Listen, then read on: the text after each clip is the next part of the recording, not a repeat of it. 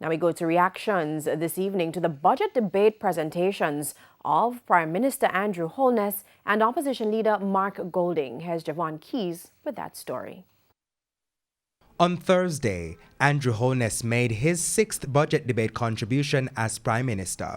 But in the midst of a pandemic, arguably, this was his most scrutinized. It's not surprising, as witnessed by live tweets and active commentary surrounding the debate.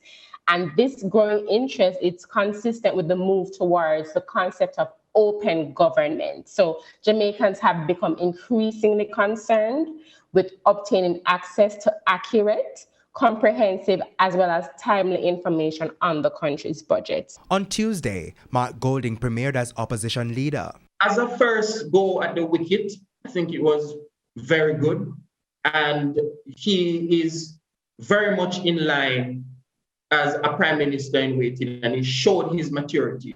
Yeah, I think the idea though of taking a basket of goods to show the changes in prices fell flat for me, because things like that must be put into context, and both sides are guilty of it.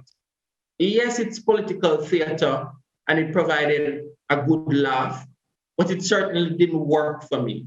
Really what stood out for me is what he said in relation to the role of the opposition and the fact that the opposition was not just there to oppose, but that especially in these difficult times, as far as is possible, the opposition was there to help, to support. They lauded Mr. Golding for putting forward solutions to the areas he criticized.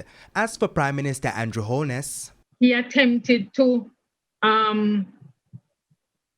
not just explain, but to validate the government's programs in relation to the pandemic, clearly indicating that their programs are aimed at trying to get Jamaica out of the pandemic as quickly as possible.